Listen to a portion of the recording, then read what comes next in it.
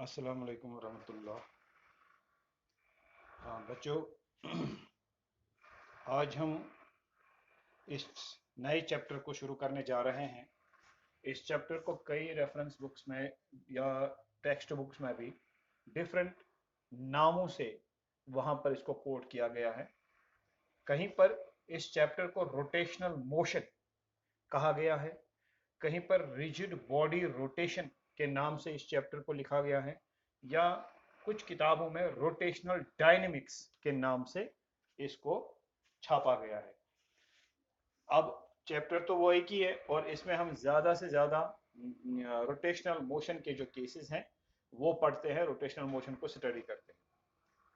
लेकिन rotational motion को पढ़ने से पहले हम बात करेंगे रिजिड बॉडीज की। यानी यहाँ पर जो लिखा है रिजिड बॉडी रोटेशन, तो ये रिजिड बॉडी क्या होती है? देखिए, रिजिड बॉडी का मतलब होता है कोई भी ऐसा ऑब्जेक्ट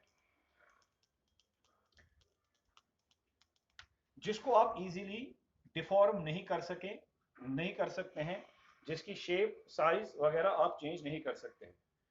फॉर एग्जांपल मैं आपको बताऊंगा कि अगर हमारे पास एक ऑब्जेक्ट है, एक बॉडी है, इस तरह से हर बॉडी कुछ ना कुछ पार्टिकल्स की बनी होगी, जिसको हम कहेंगे कि भाई ये इस बॉडी के क्या है, कॉन्स्टिट्यूएंट पार्टिकल्स। तो ये इस बॉडी के कॉन्स्टिट्यूएंट पार्टिकल्स हैं। ये एटम्स हो सकते हैं, मॉलिक्यूल्स हो सकते हैं, आयन्स हो सकते हैं। तो हर बॉडी जो है कुछ ना कुछ कॉन्स्टिट्यूएंट पार्टिकल्स की बनी होती है। इस बॉडी के भी ये कॉन्स्टिट्यूएंट पार्टिकल्स है। अब अगर आप ऑर्डिनरी फोर्सेस अप्लाई करते भी हैं इस पर, ऑर्डिनरी कंडीशंस में कुछ फोर्सेस अप्लाई करते भी है इस पर, तो ये पार्टिकल जो है अपनी पोजीशन से नहीं हिलते हैं। अगर इन्होंने अपनी पोजीशंस को पकड़ के रखा है, अगर ये पार्टिकल्स, कॉन्स्टिट्यूएंट पार्टिकल्स डिसलॉज नहीं हो रहे हैं फ्रॉम देयर ओरिजिनल पोजीशंस, तो इस बॉडी की शेप में चेंज नहीं हो आएगी। देखिए, अगर मैं आपसे कहूंगा कि बॉडी कंप्रेस हुई है, अगर आप इसको कंप्रेस करेंगे, कोई फोर्स उसको कंप्रेस कर पा रहा है, तो क्या हो रहा है कि इसके कॉन्स्टिट्यूएंट पार्टिकल्स अंदर से क्या हो रहे हैं, वो सिमट रहे हैं, वो एक दूसरे के नजदीक आ रहे हैं, कंप्रेशन हो रहा है। अच्छा, अगर मैं कहूंगा कि मैंने इसको पकड़ के एक्सपेंड कर दिया, तो इसका मतलब क्या है कि ये जो कॉन्स्टिट्यूएंट पार्टिकल्स हैं, मैंने इसको जब बॉडी को खींचा तो वो अपनी पोजीशन से डिसलॉज हो गए, एक दूसरे से उनकी दूरी बढ़ गई, डिस्टेंस बढ़ गई उनके दरमियान, वो दूर दूर चले गए। मगर जब आप ऐसी बॉडी को ले आए कि आप उस पर ऐसे फोर्सेस अप्लाई करते तो हैं, लेकिन ऑर्डिनरी कंडीशंस में आपके अप्लाइड फोर्सेस से क्या हो रहा है, उसके पार्टिकल्स जो है वो अपनी पोजीशन से मूव नहीं कर रहे हैं, हिल नहीं रहे हैं, डिसलॉज नहीं हो रहे हैं, तो ना ही ये बॉडी कंप्रेस होगी, ना ही ये एक्सपैंड होगी। यानी इसमें कोई डिफॉर्मेशन पैदा नहीं होगी, कोई चेंज इसकी शेप साइज में नहीं आएगी। ऐसी बॉडी को हम रिजिड बॉडी कहते हैं। So a rigid body is a body which does not change its shape, or in which the constituent particles do not dislodge from their original positions under the ordinary applied forces. कुछ ordinary under the forces applied under ordinary conditions. अगर आप कुछ forces भी apply करें under the ordinary conditions, तो आपके applied forces applied under ordinary conditions, उनसे ये बॉडी जो है अपनी शेप चेंज नहीं करेगी, इसके पार्टिकल्स जो है वो अपनी पोजीशन पर फिक्स रहेंगे, तो हम इसको रिजिड बॉडी कह सकते हैं। मगर आप देख लीजिए, जो रोजमर्रा जिंदगी में हम ऑब्जेक्ट्स इस्तेमाल करते हैं, उनमें कोई भी ऐसी बॉडी नहीं है जिसकी शेप को किसी न किसी तरीके से चेंज ना किया जाए। मिसाल के तौर पर आपसे मैं कहूंगा कि आप एज्यूम कीजिए, इमेजिन कीजिए, नाम बताइए किसी रिजिड बॉडी का, तो आप कहेंगे चलिए आयरन रॉड। आपको लगता है कि एक रिजिड है, बॉडी है, ऑब्जेक्ट है, जिसकी शेप वगैरह चेंज नहीं होगी आसानी से। लेकिन आप जानते हैं कि अगर आप इसको हैमरिंग करते हैं, अगर आप एक इसको फोर्सेस बहुत ज्यादा अप्लाई करते हैं, हथौड़े से मारते रहेंगे, आप जानते हैं कि हम इस आयरन रॉड जो है इसकी शेप को भी चेंज कर सकते हैं। तो इसका मतलब है ये आयरन रॉड भी रिजिड नहीं है। आयरन रॉड ही क्या, कोई भी बॉडी अल्टीमेट रिजिड बॉडी नहीं हो सकती।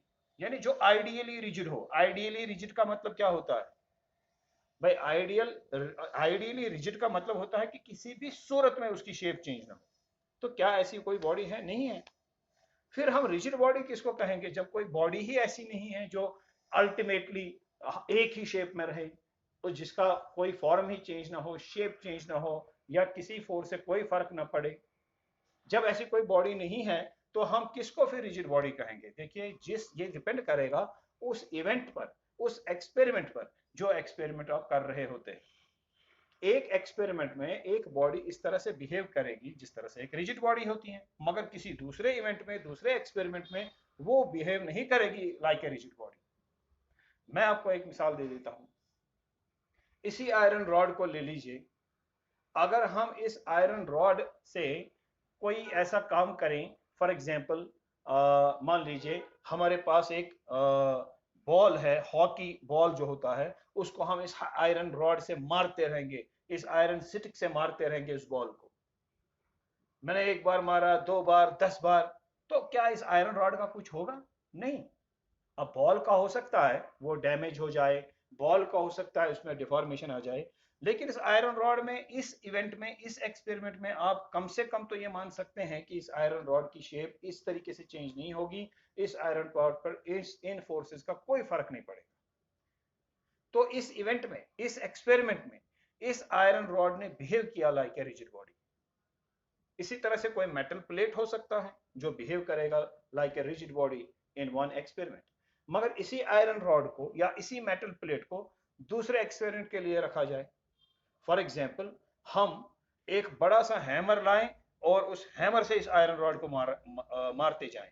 1 बार, 2 बार, 10 बार, 100 बार जब मारेंगे तो आप देखेंगे वहां पर निशान पड़ेगा, वहां पर डिफॉर्मेशन होगी, रॉड में बेंड आ सकता है। तो क्या इसने बिहेव किया लाइक ए रिजिड बॉडी इस इवेंट में, इस एक्सपेरिमेंट में? नहीं। तो अल्टीमेट रिजिड बॉडी तो हमारे पास है नहीं, वो तो हमें पता है, लेकिन हम रिजिड बॉडी किसको कहेंगे? एक इवेंट, एक एक्सपेरिमेंट के लिए किसी भी बॉडी को रिजिड बॉडी तब कहा जाएगा जब उस इवेंट में, उस एक्सपेरिमेंट में उसकी शेप चेंज ना हो, उसके कांस्टेंट पार्टिकल्स अपनी जगह से मूव ना करें, अपनी जगह से हिले नहीं, अपनी पोजीशंस को ऑक्यूपाई करके रखे। तो उस इवेंट में, उस एक्सपेरिमेंट के लिए हम उस बॉडी को रिजिड बॉडी मान सकते हैं। वो बॉडी जो एक एक्सपेरिमेंट या एक इवेंट में like a rigid body behave करेगी, ये हो सकता है कि दूसरे इवेंट या दूसरे एक्सपेरिमेंट में वो बॉडी रिजिड बॉडी की तरह बिहेव ना करे। सो ये हमारी रिजिड बॉडीज की कहानी है। अब इन बॉडीज, रिजिड बॉडीज का जो है, इनकी रोटेशन का मसला है कि रोटेशनल मोशन क्या होता है और रोटेशनल डायनामिक्स क्या है। इस पर हम बात करेंगे इस इंट्रोडक्टरी लेक्चर में। देखिए, आपके पास मान लीजिए एक बॉडी है, मैं इसको इस तरह से बनाता हूं ताकि मैं इसको फिर आसानी से फिर बना सकूं।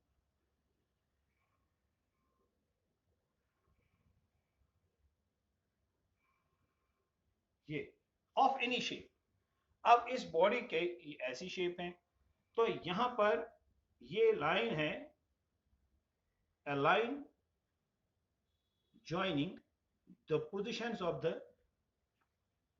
line joining positions of any two constant particles of this body. I will call these particles as P and Q. Suppose P and Q, मैंने अभी आपको रिजिड बॉडी में दिखाया बहुत सारी कॉन्स्टेंट पार्टिकल्स थे, तो ये भी मान लीजिए 2 कॉन्स्टेंट पार्टिकल्स हैं इस बॉडी पर, और इस बॉडी के अंदर एक है P और दूसरा है Q, और इस P और Q के दरमियान हमने ये लाइन जो है, ये इस P और Q की पोजीशंस को ज्वाइन करती है, तो ये डिस्टेंस भी बनती है P एंड Q के दरमियान। It's a line joining what, the positions of the constant particles of this body. अब ये बॉडी वहां से उठ के यहां पर आ गई,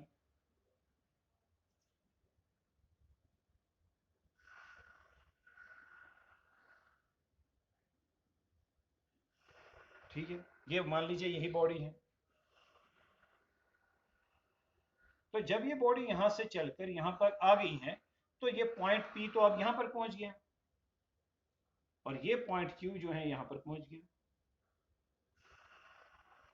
तो अगर हम देखें तो ये इनके दरमियान यहां पर है वही लाइन जो यहां पर थी, जो इनको ज्वाइन कर रही थी, वो यहां पर ये है। अब अगर हम देखें तो आप जरा देख लीजिए, मैं इन पोजीशंस को अगर ज्वाइन करता हूं ये, तो क्या देख पा रहे हैं आप? ये PQ इस PQ के पैरेलल है। मतलब ये बॉडी इस तरह से मूव हुई है कि जो लाइन ज्वाइन कर रही हैं positions of the any two constant particles of the body, a line joining the positions of any two constituent particles of the body is moving parallel to itself during the motion of the body. अगर मैं आपसे कहूं कि जब ये body यहां पर थी, यहां पर, तो उस वक्त क्या हाल था, मैं आपसे पूछता हूं उस वक्त क्या हाल था इस पी क्यू का, तो आप कहेंगे ये पी क्यू उस वक्त यहां पर था, ये पी, ये क्यू। तो पहले पी क्यू कहां पर था, यहां, क्योंकि यहां पर बॉडी थी। फिर अगली बार पी क्यू यहां पर था क्योंकि बॉडी यहां पर थी। फिर पी क्यू यहां पर आ गया क्योंकि बॉडी यहां पर आ गई। लेकिन जब ये बॉडी इस तरह से मूव कर रही है तो ये पी क्यू अपने ही आपके पैरेलल मूव कर रहा है। ये देखिए, ये P Q is parallel to this, is parallel to this.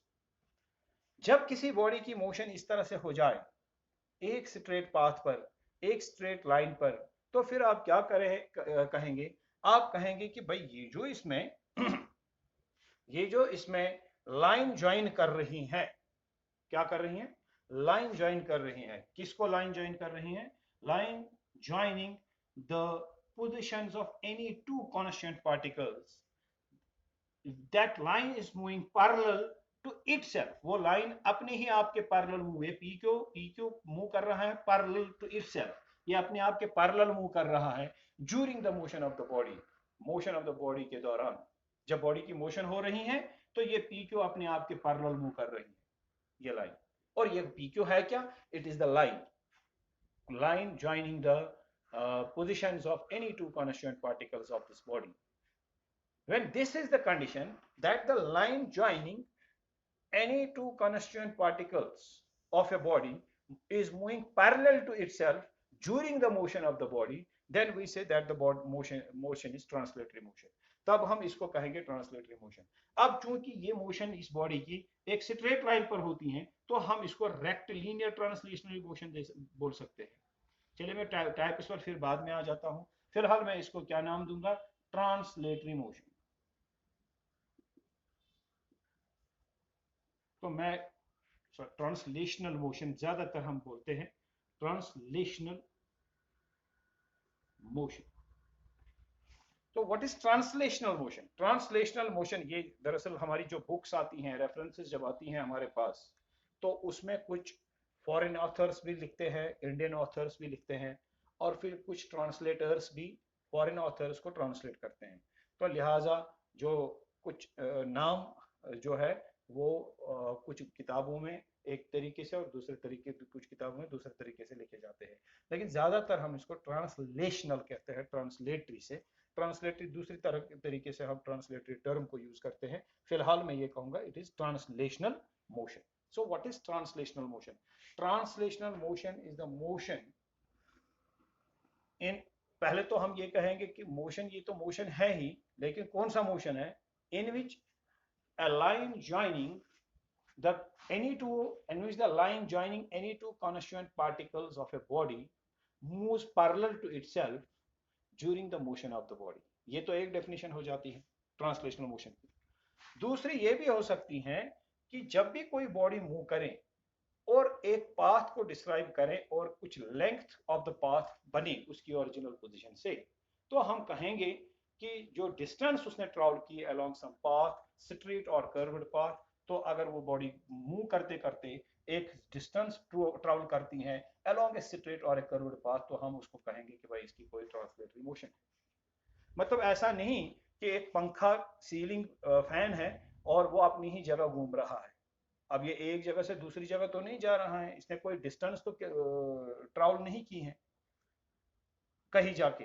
चलिए कोई स्ट्रेट लाइन में मूव करे, कोई कर्व में मूव करे, लेकिन कुछ ना कुछ डिस्टेंस अगर वो डिस्क्राइब करता है तो फिर ट्रांसलेशनल मोशन की बात आ सकती है, फिर ट्रांसलेशनल मोशन की बात आ सकती है।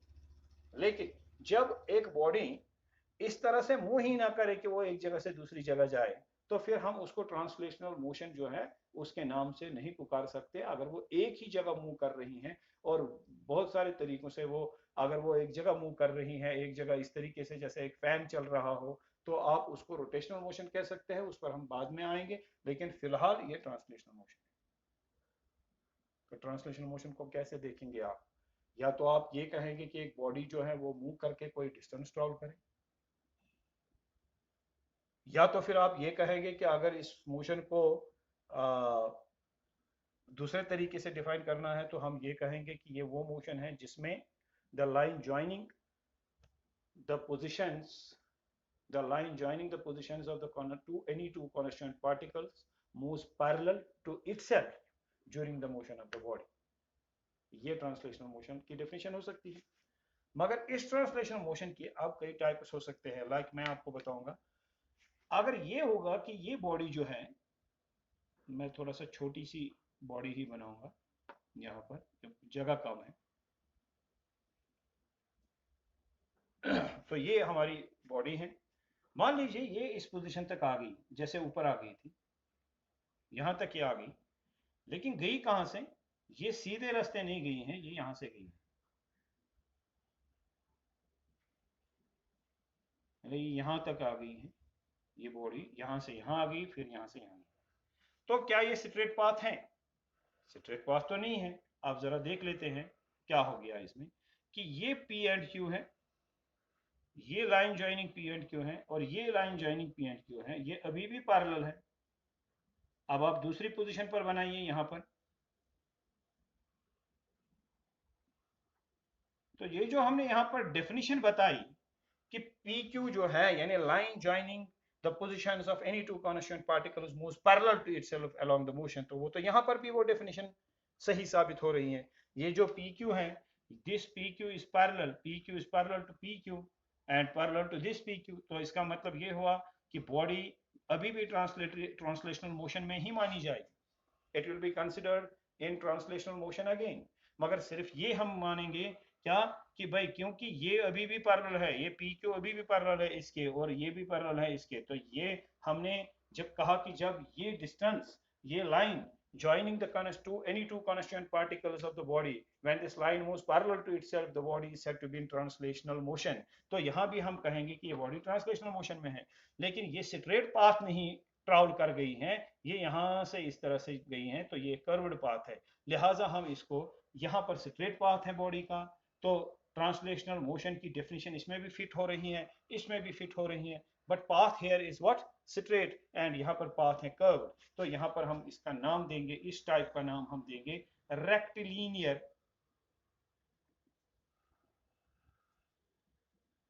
रेक्टिलिनियर ट्रांसलेशनल मोशन, यानी स्ट्रेट पाथ पर मूव कर रही है बॉडी, तो रेक्टिलिनियर मोशन कहा जाएगा, ट्रांसलेशनल मोशन।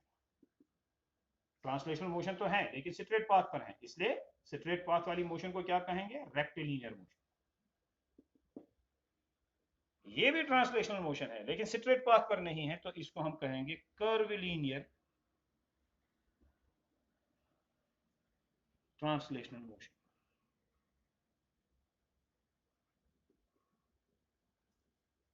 मगर आप जानते हैं कि हमें यहां ट्रांसलेशनल मोशन नहीं पढ़ना था, हमें तो रोटेशनल मोशन पढ़ना था। लेकिन रोटेशनल मोशन में जब आप बॉडी को रखते हैं तो हम देखते हैं जो बॉडीज रोटेशनल मोशन में होती है, कई बार ऐसा होता है कि रोटेशनल मोशन के साथ साथ उनका ट्रांसलेशनल मोशन भी हो जाता है। अगर एक ड्रम, एक सिलेंडर जमीन पर छोड़ दिया जाए और वो रोल करे, जैसे आप एक गैस सिलेंडर को जमीन पर पटक देते हैं, फिर उसको रोल करवाते करवाते आप आगे ले जाते हैं, तो वहां पर वो एक डिस्टेंस स्ट्रेट लाइन में ट्रैवल करता है और साथ ही में वो रोटेट भी करता है। तो ये तो दोनों मोशंस आ गई, कंबाइंड मोशन होगी। तो रोटेशनल मोशन को पढ़ने के लिए हम हर टाइप की मोशन को हमें जानना जरूरी है, क्योंकि उसमें सारी मोशन जो है वो आ जाएगी रोटेशनल मोशन में। जैसे स्ट्रेट लाइन मोशन, ये जो आपने देखा अभी, ट्रांसलेशनल मोशन ये भी उसमें आ जाएगा। सर्कुलर मोशन हो कहीं पर, अगर एक पार्टिकल सर्कुलर मोशन में हो तो वो भी आ जाएगा। तो अगर आपको रोटेशनल डायनेमिक सीखना है तो उसके लिए आपको पता होना चाहिए कि ट्रांसलेशनल मोशन और सर्कुलर मोशन का जो डायनेमिक्स है वो क्या है, यानी आपको ये दो मोशंस पहले पता होनी चाहिए। इसीलिए मैंने पहले यहां पर थोड़ा सा ट्रांसलेशनल मोशन के बारे में बताया। अब हम आगे बढ़ेंगे और रोटेशनल मोशन के बारे में बात करेंगे कि रोटेशनल मोशन को इस तरीके से हम डिफाइन कर सकते हैं। सबसे पहली बात, अगर हमारे पास ये बॉडी है, ये ऑब्जेक्ट है, और मान लीजिए यहां पर एक पार्टिकल है P यहाँ पर है Q। अब ये लाइन ज्वाइन कर रही है P एंड Q को। This is P and this is Q। अब मान लीजिए, आगे की बात छोड़िए, मान लीजिए हम क्या कर रहे हैं कि हम इसको पकड़ के इस तरह से घुमा रहे हैं, रोटेट करवा रहे हैं, ठीक है कि नहीं। जैसे आप स्टीयरिंग व्हील जो है गाड़ी का घुमाते हैं, तो इसको एक जगह पर ही हम इस तरह से घुमाते हैं, तो ये रोटेशनल मोशन में आ गई बॉडी। तो जब ये रोटेशनल मोशन में, कहने को भी मैंने डिफाइन नहीं किया रोटेशनल मोशन को, मैं सिर्फ कहता हूं कि ये अब रोटेट कर रही है, ठीक है कि नहीं।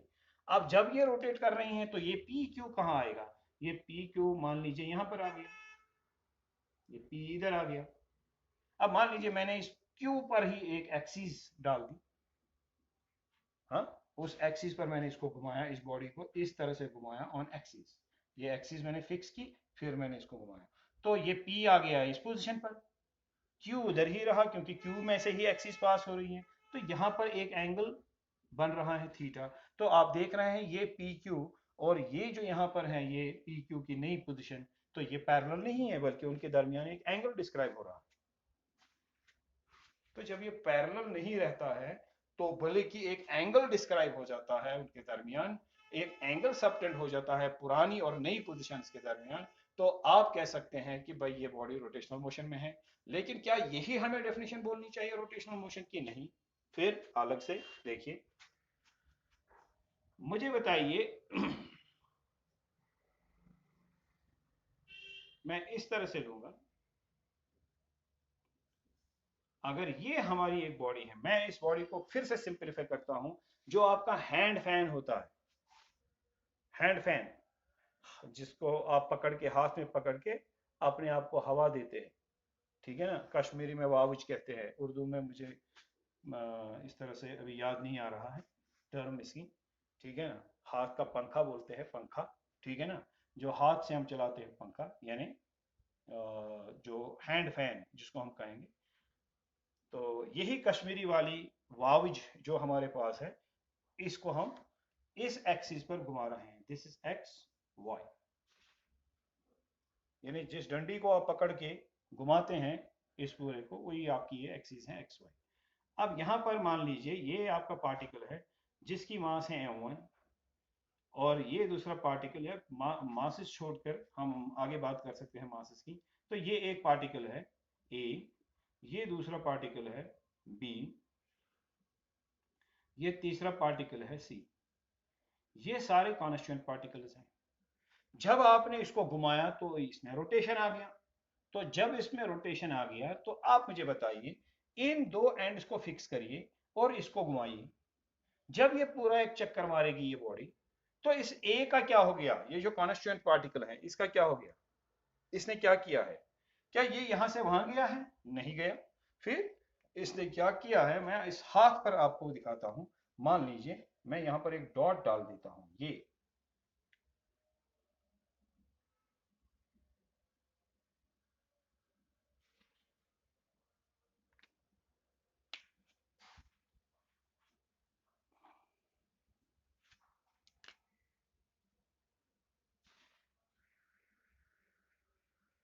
तो ये मैंने डॉट डाल दिया, मान लीजिए यही है हमारा ये कॉन्स्टिट्यूएंट पार्टिकल ए।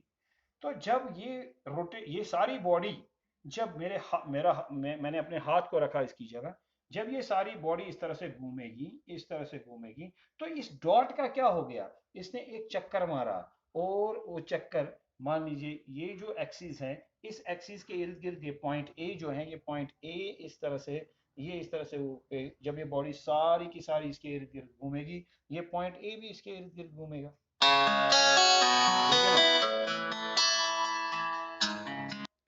तो जब ये पॉइंट ए भी इसके इर्द गिर्द घूमेगा, किसके इर्द गिर्द, इस एक्सिस, इस एक्स वाई के इर्द गिर्द, तो इस पॉइंट ए ने क्या डिस्क्राइब किया, इसने एक सर्कुलर पाथ डिस्क्राइब किया।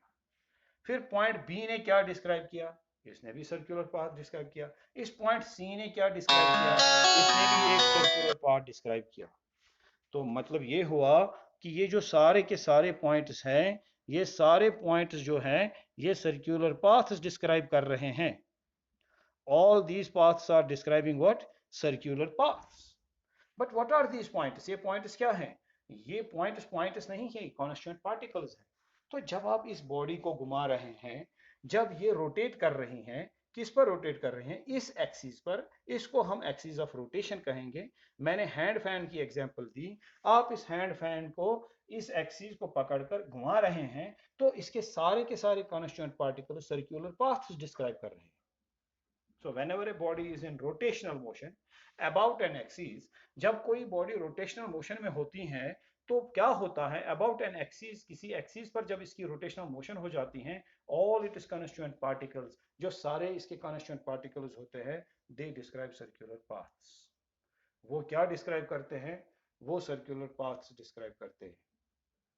एंड उन सारे सर्कुलर पाथ्स के सेंटर्स कहां पर होते हैं, वो होते हैं ऑन द एक्सिस, वो इस एक्सिस पर ही होते हैं।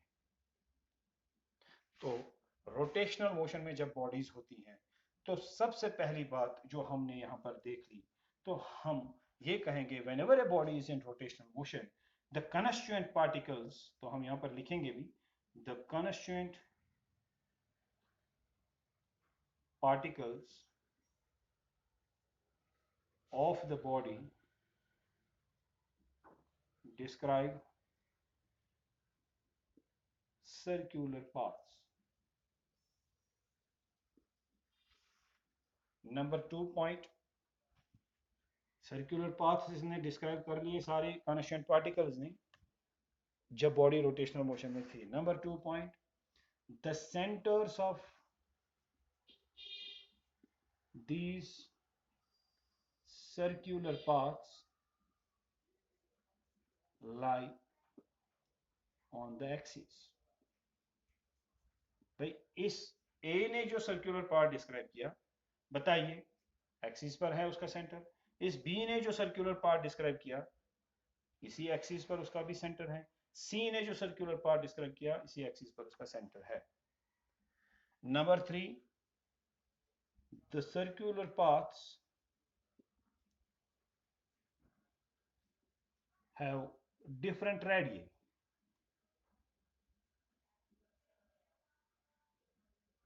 इन सर्कुलर पाथ्स के रेडियस सेम नहीं है, क्योंकि कोई कॉन्स्टिट्यूएंट पार्टिकल एक्सिस के नजदीक है, कोई दूर है, कोई कुछ है, तो जितनी उसकी दूरी होगी फ्रॉम द एक्सिस उतना ही उसका रेडियस होगा। हाँ भाई, ठीक है कि नहीं। अब जब ये सर्कुलर आप देख रहे हैं, जब कोई बॉडी रोटेशनल मोशन में होती है, वो खाली रोटेशनल मोशन नहीं होती है, उसमें जो कॉन्स्टिट्यूएंट पार्टिकल्स होती हैं उनकी सर्कुलर मोशन होती है। तो इसका मतलब जब आप रोटेशनल डायनेमिक्स पढ़ते हैं, रोटेशनल मोशन को पढ़ते हैं, साथ में ही आपको सर्कुलर मोशन पता होना चाहिए, तब जाके आप ये सब कुछ कर सकते हैं। ठीक है ना। तो फिलहाल हमने रोटेशनल मोशन में जब एक बॉडी होती है तो उसमें हमने ये 3 कैरेक्टरिस्टिक्स जो है वो देख लिए, क्या कि वो सर्कुलर पाथ डिस्क्राइब करती हैं, उन सर्कुलर पाथ्स के सेंटर जो होंगे एक्सिस पर होंगे, उनके रेडियस डिफरेंट होंगे। ठीक है कि नहीं। इसको मैं आगे वाले लेक्चर में इसको आगे बढ़ाता हूँ।